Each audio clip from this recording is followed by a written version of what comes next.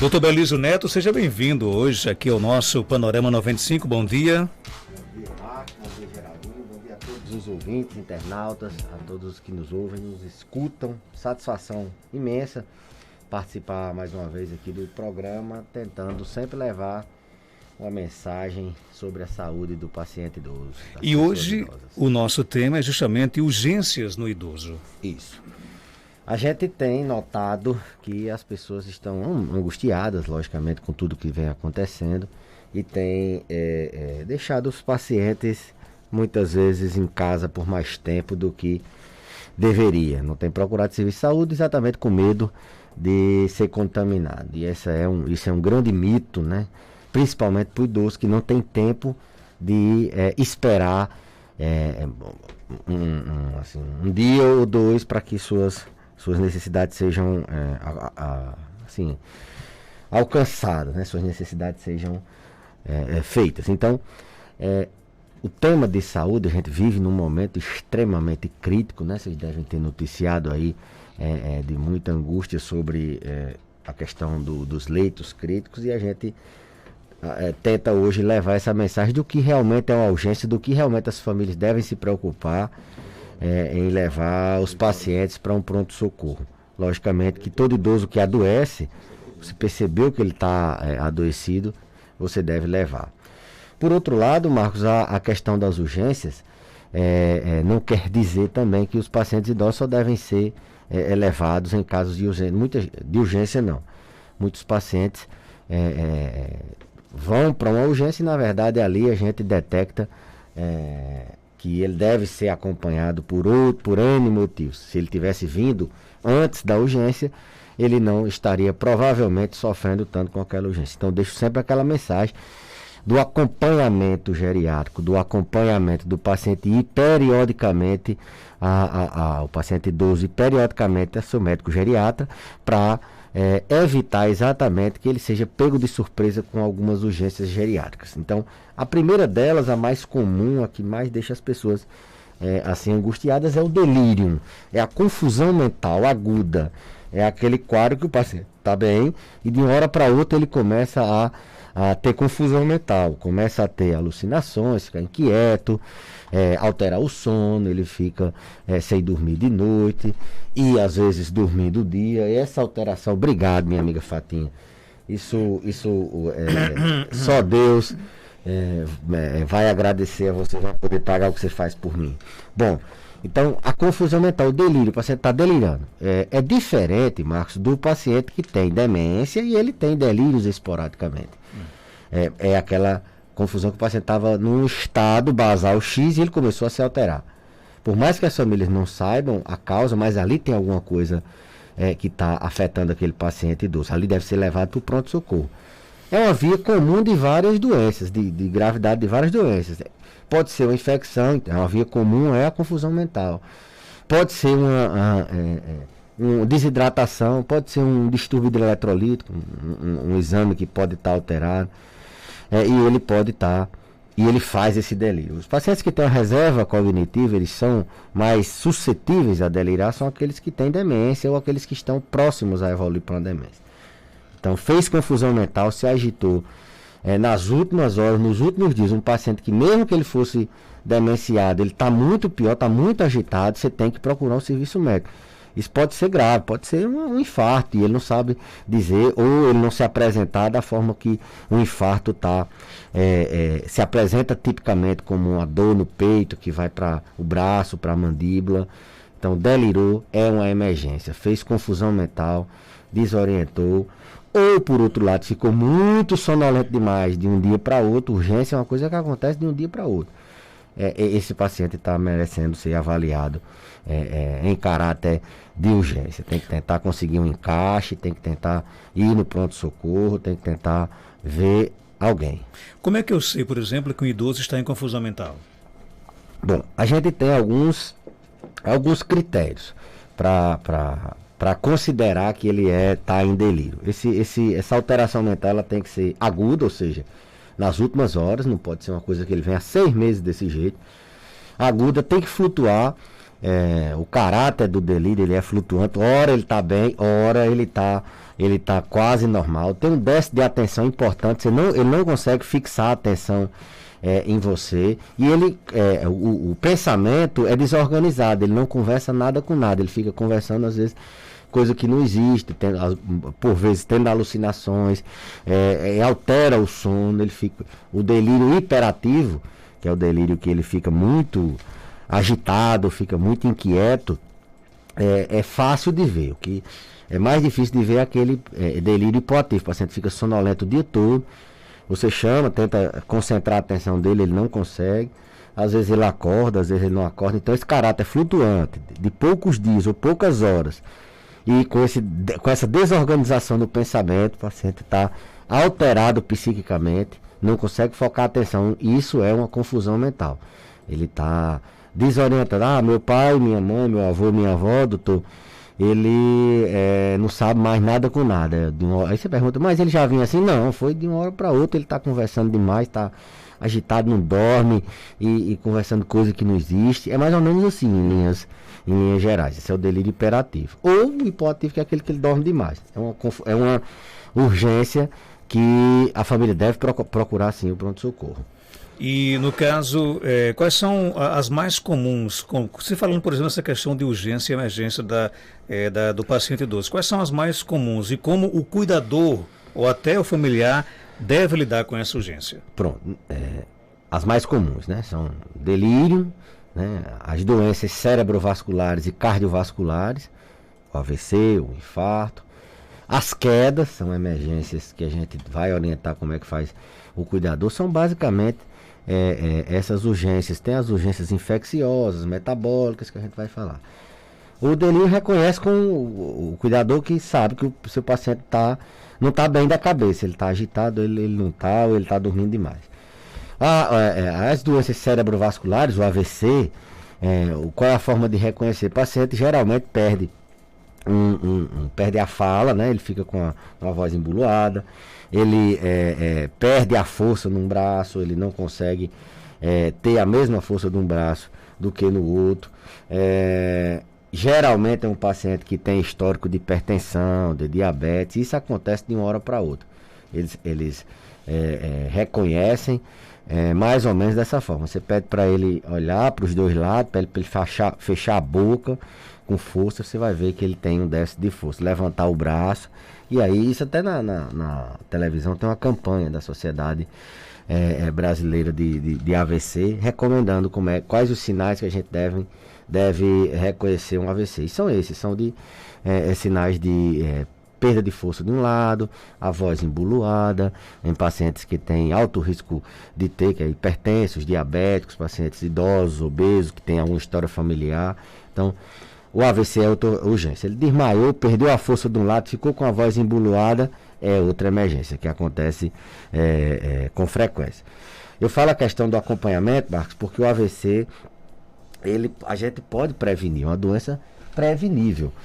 Se a gente tem o controle de suas taxas, do seu metabolismo, do seu colesterol, da sua glicose, o controle da sua hipertensão, o paciente faz esse acompanhamento de rotina, ele controla o estresse, e isso diminui e muito o risco dele ter AVC. Principalmente o controle da pressão arterial. Se a gente identifica alguma arritmia, por exemplo, um tipo de arritmia que chama fibrilação atrial, faz muito AVC, a gente consegue diminuir o risco dele ter AVC. Então, não é só na urgência quando o paciente, depois que ele tem um AVC, que aí já é um desastre, quando a coisa já está... o próprio nome já está dizendo, o acidente vascular cerebral, o acidente já aconteceu. Então, os idosos que mantêm o acompanhamento regulado das taxas, o controle da pressão, o controle do estresse, que a gente pode identificar algum risco dele ter AVC, isso é muito mais importante do que mesmo o reconhecimento da urgência. Mas, nesses casos, você leva para o pronto-socorro. As doenças cerebrovasculares, o infarto também umas doenças cardíacas, elas podem aparecer de maneira atípica no paciente idoso, aquela dor no peito, irradiando para o braço, indo para o braço, para o queixo. Isso é o comum, é o típico, né, em pacientes adultos jovens. No idoso, aparece de maneira diferente. A maioria das vezes eles aparecem com um cansaço súbito, um mal-estar, eles perdem o apetite. De uma hora para outra, estou cansado, pode até sentir uma dor, mas não é aquela dor em aperto típica. Eles, quando é um paciente demenciado, eles não sabem dizer o que está sentindo, eles simplesmente se agitam. Esse paciente que tem Alzheimer avançado, eles não sabem que estão infartando, eles se agitam. Então, tem que ficar atento nesses dois tipos de paciente. No idoso com demência, idoso com Alzheimer, AVC, ou vascular, corpúsculo leve, essas demências, e o idoso que não tem demência. O idoso que não tem demência, ele sabe dizer. E quando ele diz, ele geralmente não diz da mesma forma que... porque ele não sente as mesmas coisas do adulto jovem. A dor no peito, em aperto, indo para o braço ou para a mandíbula, ela nem sempre é o que acontece. Ele sente muita dispneia. A dispneia é um equivalente isquêmico muito comum no idoso. Mal-estar, perda de apetite. Então começou a adoecer, paciente que tem alto risco de ter infarto, ou já teve infarto. Num paciente idoso, por isso que eu digo que a gente não deve retardar. Porque um mal-estar, uma sensação de cansaço, isso pode ser várias outras coisas, mas pode ser um infarto. Um paciente idoso a gente não pode, tem que levar para o hospital. E mais uma vez, são fatores modificáveis. Se ele tiver com sua hipertensão controlada, com diabetes, com as taxas controladas, o risco dele ter um infarto é muito menor do que se ele tiver com isso descontrolado. E essas doenças, Marcos, que têm acompanhamento periódico, que são preveníveis, está sendo assim, vai ser uma quarta ou quinta onda. Tá? Quando esses pacientes voltarem, esses pacientes estarão muito piores do que quando a gente viu eles durante o período normal, antes da pandemia. E por isso que eu reforço que o paciente idoso, ele não pode deixar não pode passar um ano, principalmente muito idoso, com muita doença, não pode passar um ano em casa trancado sem ir pelo menos a uma consulta de rotina para dar uma checada e ajustar alguma coisa. Evitar exatamente que ele tenha que ir para o pronto-socorro de urgência. Então, reforço mais uma vez essa mensagem. Então, AVC, infarto, confusão mental e as quedas, né? As quedas a gente já fez vários programas aqui sobre quedas. Lembrar que queda é interessante que quem observa a queda, ele observe como o paciente caiu. Se ele caiu, se ele desmaiou antes da queda ou não. Observar como é que foi a queda, se ele escorregou, se ele tropeçou, se foi quando ele foi deitar na rede, se ele foi quando deitar na cama, se foi no banheiro. Isso é muito importante para a gente.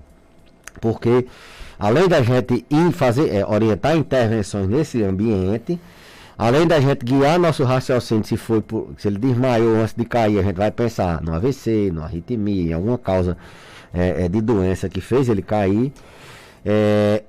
Também orienta, além de orientar as intervenções, também orienta a gente o que é que pode ter causado aquela queda.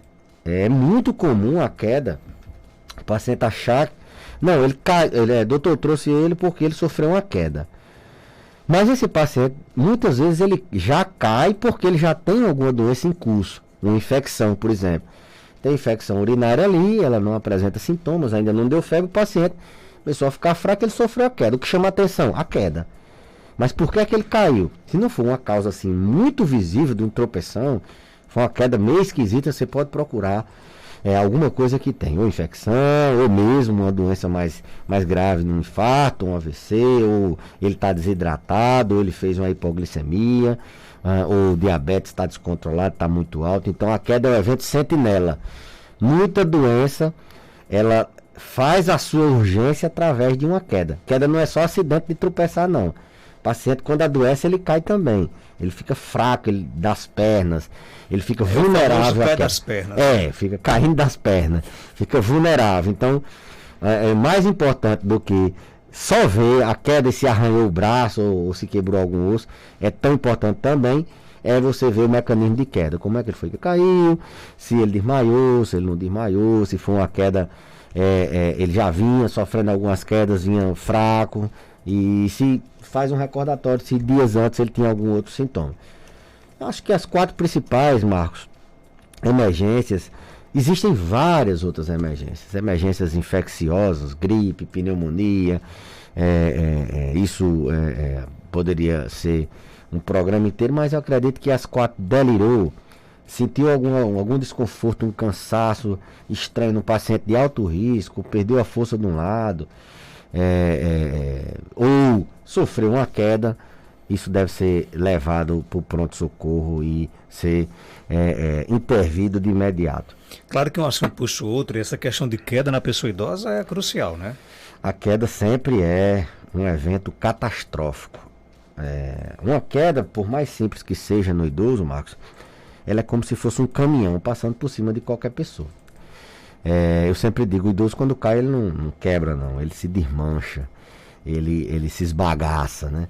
Então a gente está sempre falando em queda, não só pelo medo do paciente se arranhar, ou muitas vezes é subvalorizado. Não, ele só escorregou no banheiro, não teve nada, doutor. Mas o paciente idoso, quando cai uma vez, ele tem um risco de, em 50% das vezes, ele cai de novo no mesmo ano. E é sempre um risco, porque o osso dele é fraco, o osso dele é oco, ele tem osteoporose na grande maioria das vezes. Então, as fraturas, a própria queda, ela já deixa ele com uma dificuldade, a síndrome pós-queda, com dificuldade de voltar a andar. 70% deles voltam com qualquer queda, voltam com dor. E se fraturar, tem a questão de cirurgia. Então, a queda é um divisor de águas. A gente está sempre orientando prevenção de queda. Tem um impacto muito grande na diminuição das fraturas por quedas. A gente está sempre tratando doenças que causam desequilíbrio, seja hipotensão ortostática, seja uma tontura por outra causa. A gente está sempre orientando o paciente a fortalecer a musculatura das pernas. A gente até um dia lançou aqui uma cartilha para orientar eles se mexerem dentro de casa, fazer exercício. Sempre orienta eles a tratar a visão, se não está enxergando bem, porque cai mais. Ter cuidado com a automedicação, que remédio não bem adequado ele pode dar quedas. Ter uma casa segura, o banheiro ser seguro, não ter animal doméstico correndo dentro de casa, fio no meio da casa, móveis no meio da casa. Então, porque queda é uma emergência. E além disso, além dela ser uma emergência, o idoso poder quebrar, ela avisa que está acontecendo alguma coisa, na maioria das vezes, com o paciente. Doutor Belis, minha mãe toma medicamentos para problemas psicológicos. Está reclamando de estar com a boca seca. Ela tem 68 anos, né? Está com dificuldade de deglutir. Só consegue comer junto com suco ou água. Isso é causado pelo medicamento? Olha, xerostomia, boca seca no idoso, é comum, é um sintoma comum e na grande maioria das vezes está relacionado sim com medicamentos. Medicamentos, alguns de uso controlado, outros não. Tem vários medicamentos que podem causar boca seca. E boca seca ela atrapalha a alimentação do paciente. Ele não tem tanto apetite, vai tomar um medicamento, ele tem dificuldade para tomar, tem que estar sempre... quando é uma coisa assim leve, que não incomoda, o paciente sempre está bebendo água, não tem importância, mas por vezes a gente ou troca o medicamento, ou a gente, quando é necessário mesmo, a gente manda fazer ou comprar, providenciar uma saliva artificial em spray, que é para usar na boca sempre que a boca ficar seca. Ela é assim, uma linha de raciocínio que sim, pode ser o medicamento. Existem várias outras causas que contribuem para a boca seca no idoso, mas medicamento é de longe a principal causa de boca seca. Isso tem que ser tratado, isso atrapalha muito a alimentação deles. Orientamos a voltar no médico que fez isso, ver se pode trocar, se realmente dá para trocar. Se não, uma das alternativas que a gente utiliza é usar a saliva artificial, spray. Eu não sei se você é a pessoa ideal para falar sobre isso, mas vamos lá então. O ouvinte perguntou o seguinte: doutor, se eu fizer uma cirurgia de hérnia inguinal, posso prejudicar o meu desempenho sexual? Pode, qualquer cirurgia, mas é muito difícil, porque a hérnia inguinal, ela é ela é uma doença que não está longe da região.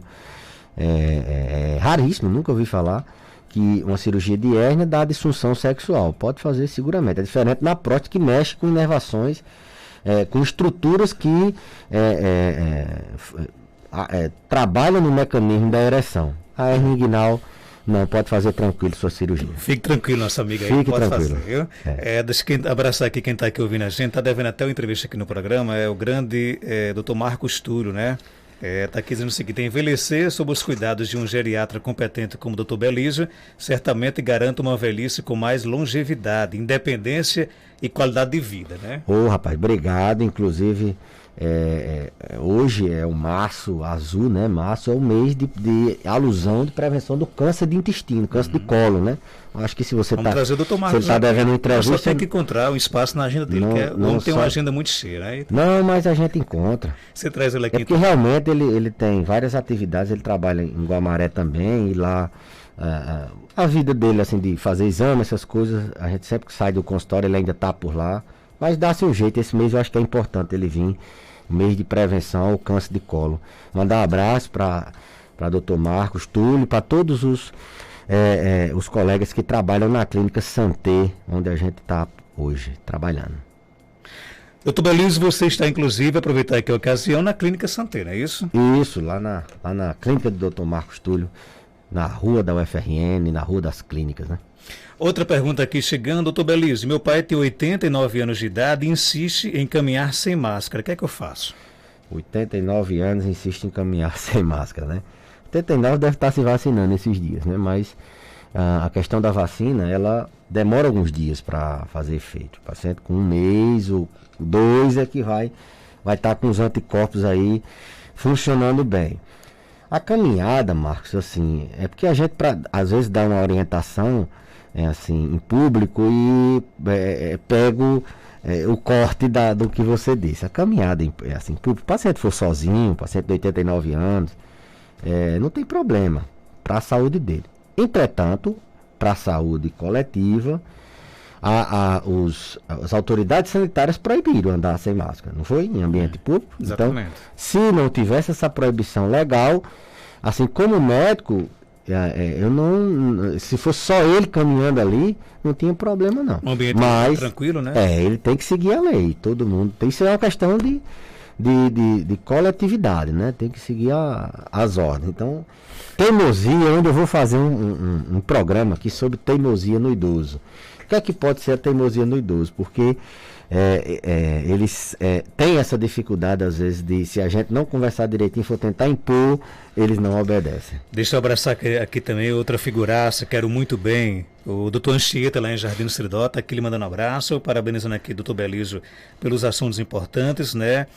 O doutor Belísio sempre foi competente, claro e objetivo nas suas explicações. Rapaz, seus colegas hoje resolveram... Graças a Deus.